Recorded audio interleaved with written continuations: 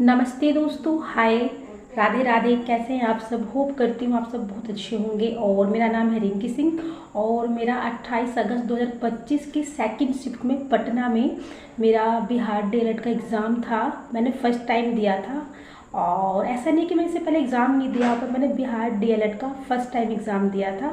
और बस ये वीडियो बनाने का जो मेरा जो मतलब कि मस्त क्या बोलते हैं उसको, प्लान है, बस यही है कि मैं आपको एक सही डायरेक्शन देना चाहती हूँ कि किस किस टॉपिक से क्वेश्चन आ रहे हैं और हाँ, एग्ज़ाम में आपको क्या क्या लेके जाना है, ताकि आप एग्ज़ाम हॉल में जाके फिर आपस आपको मतलब निकाल ना दिया जाए। क्योंकि 2-3 बातें ऐसी हैं जो आपको पता होना बहुत ही ज़्यादा इम्पोर्टेंट है। तो सबसे पहले मैं आपको बताना चाहती हूँ कि आप एग्ज़ाम में क्या क्या लेके जाएँ। फर्स्टली जो आपका एडमिट कार्ड है, ठीक है, वो कलर या ब्लैक एंड वाइट दोनों चल सकता है, ठीक है। जहाँ मेरा सेंटर था वहाँ पे इस बात से कोई फ़र्क नहीं पड़ रहा था कि आपका जो एडमिट कार्ड है वो रंगीन निकला हुआ है या ब्लैक एंड वाइट निकला हुआ है। बस हाँ, आपके एडमिट कार्ड में जो आपने फॉर्म भरते टाइम फ़ोटो लगाया था, वो फ़ोटो आपको नीचे एक मतलब आपके एडमिट कार्ड के नीचे एक मतलब बॉक्स होगा, उसमें वही फ़ोटो आपको लगाना है।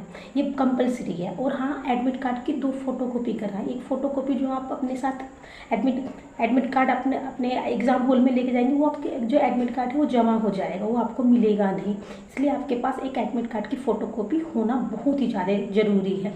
या आपके फ़ोन में हो, नहीं अगर आपके फ़ोन में पीडीएफ में है तो वो भी अच्छा है। सेकेंडली, आपके हाथ में मेहंदी लगी हुई नहीं होनी चाहिए। हाँ, हाथ में नेल पेंट से तो उतना कोई इशू नहीं है, पर हाँ अगर मेहंदी लगी है तो उसको छुड़ा लीजिए, बहुत ज़्यादा इंपॉर्टेंट है। क्योंकि बायोमेट्रिक होने में आपको दिक्कत हो सकती है, फिर आपको वहाँ पे टाइम वेस्ट हो सकता है। तो हाँ, और कुछ पहन के ना जाएं। डैट मीन्स कि आप मंगलसूत्र या माला वगैरह पहन के जा रहे हैं, या कान में पहन के या नाक में पहन के जा रहे हैं। मेरे नाक पे टेप चिपका दिया गया था क्योंकि मैंने ये नोजपिन पहना हुआ है और मैं कान वगैरह में कुछ पहन के नहीं गई थी। जो पहन के गई थी उनको बहुत ही इशू हुआ, तो ये गोल्ड के इयरिंग्स आप कहाँ रखोगे, है ना।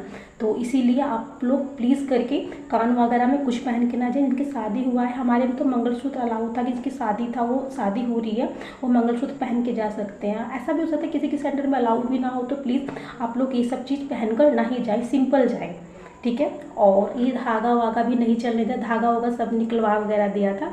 और बस आपके पास एडमिट कार्ड होना चाहिए और कोई भी प्रूफ आईडी होना चाहिए जो इंडिया की गवर्नमेंट की तरफ से। आधार कार्ड होना चाहिए या आपकी मार्कशीट होना चाहिए या आपका पैन कार्ड होना चाहिए, बहुत मस्ट है। और साथ में एक फ़ोटो भी लेके जाएं।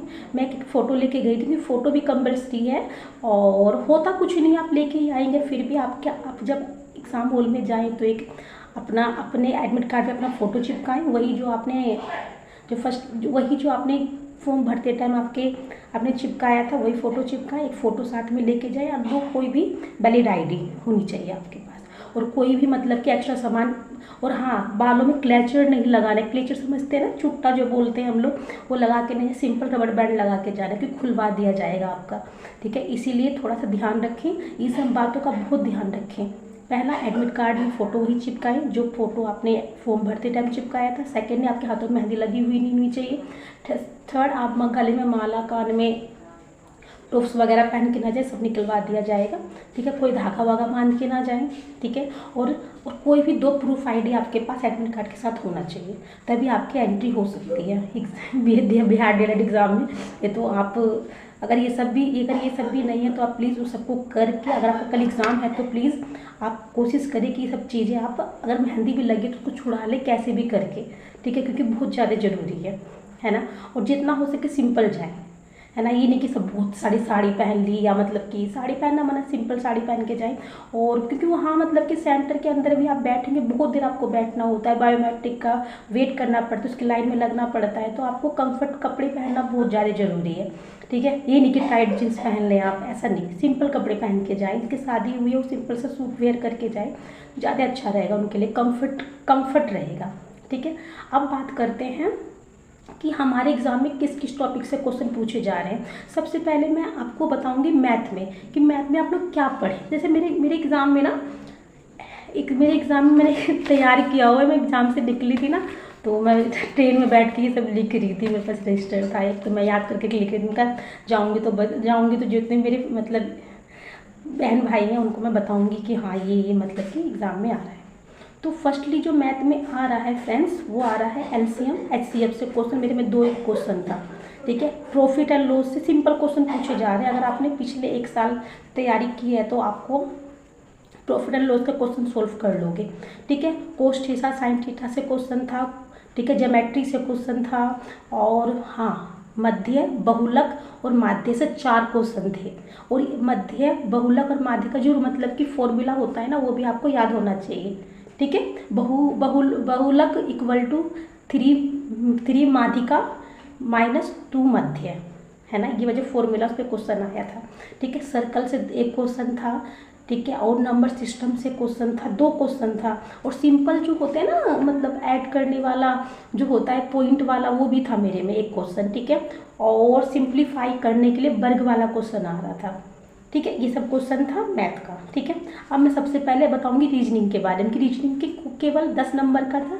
मेरे में 10 क्वेश्चन था रीजनिंग का, है ना। 10 तो 2 क्वेश्चन कोडिंग डिकोडिंग से था, 2 क्वेश्चन था नंबर सीरीज से, ठीक है। एक डायरेक्शन से, एज से था, और रैंकिंग से क्वेश्चन था, ठीक है। ये सबसे मतलब कि क्वेश्चन आप ये सब चैप्टर पढ़ के जरूर जाएं, बहुत अच्छा रहेगा आपके लिए। और आपके एग्जाम के में आपके इनसे ये टॉपिक पढ़ के जाओगे तो 2-4 नंबर जरूर इंक्रीज होंगे, है ठीक है। और अब आते हैं हिंदी से, जो बहुत इंपॉर्टेंट पार्ट है बिहार डीएलएड के लिए, ठीक है। हिंदी में सबसे ज़्यादा अलंकार से क्वेश्चन आए थे, 4 क्वेश्चन, ठीक है। रस से आए थे 3 क्वेश्चन। रस में भी रस में श्रृंगार रस से एक भी क्वेश्चन नहीं था, श्रृंगार रस से एक भी क्वेश्चन नहीं था, ठीक है। वात्सल्य रस से क्वेश्चन था, ठीक है। यशोदा माँ कान्हा करके क्वेश्चन आया था।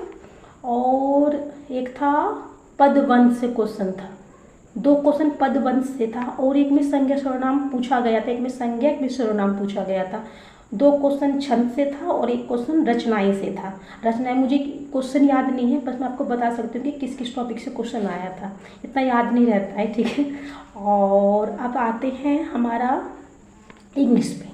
इंग्लिश में, ठीक है। इंग्लिश बहुत ईजी आई थी, जिसने थोड़ा बहुत इंग्लिश पढ़ रखा है उसके लिए इंग्लिश कुछ भी हार्ड नहीं था। जो भी आप मतलब कि नॉर्मल पढ़ते हो ना 8, 9, 10th में, वही इंग्लिश था। बस ये था 2-3 तो करेक्ट द सेंटेंस था कि इसमें से क्या मतलब रॉन्ग है, नीचे ऑप्शन में दे रखा था, ठीक है। वो भी इसमें था, वाज वर इज आर वाला नहीं होता है, जो प्रेजेंट टेंस पास्ट टेंस से मतलब कि इनसे ही था, मतलब करेक्ट इन द करेक्ट कि कौन सा करेक्ट है। इसमें सेंटेंस मतलब दे दिया था एक सेंटेंस, वो बताया था कि इनकरेक्ट था क्या, कौन सा ये वाला मतलब करेक्ट है, ऐसे क्वेश्चन आया हुआ था, ठीक है।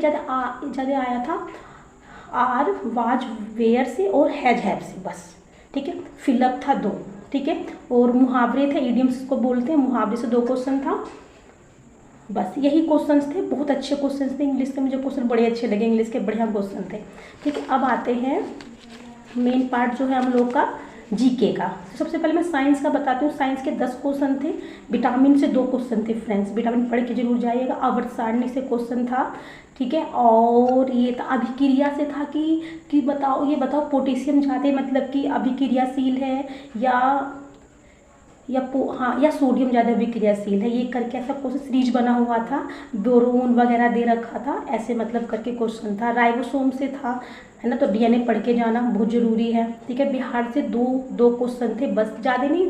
पटना हाई कोर्ट का मतलब कि पटना हाई कोर्ट से क्वेश्चन था कि कब मतलब कि बना था, हाँ, क्या कौन से वाइसराय के काल में बना था, ऐसे ही कुछ था क्वेश्चन, मुझे याद नहीं है, ठीक है।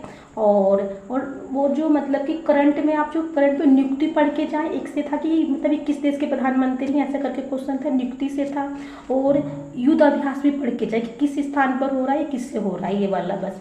एक क्वेश्चन था माउंट एवरेस्ट की ऊंचाई था मेरे में कि कितनी ऊंचाई है। एक भगत सिंह ने कौन सा संगठन बनाया था, ये वाला क्वेश्चन था। एक था हमारा नदी से था, ठीक है। ये नदी कहाँ पर, एक बांध से था, ठीक है, यही क्वेश्चन था। एक था डेमोक्रेसी से कि डेमोक्रेसी क्यों इम्पोर्टेंट है हमारे देश के लिए, ठीक है।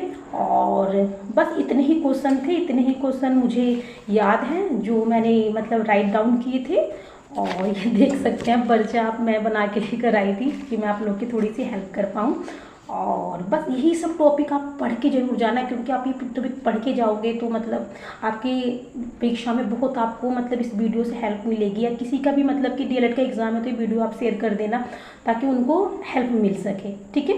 और बस यही था मेरा मोटिव कि आप लोग की थोड़ी सी हेल्प हो जाए, ठीक है। और बस वीडियो अच्छी लगे तो लाइक शेयर सब्सक्राइब करना मेरे चैनल को और सपोर्ट करना, और ऐसी वीडियो देखने के लिए बस मेरे चैनल के साथ बने रहना। और चलिए इसी के साथ राधे राधे, हर हर महादेव, शुभ रात्रि।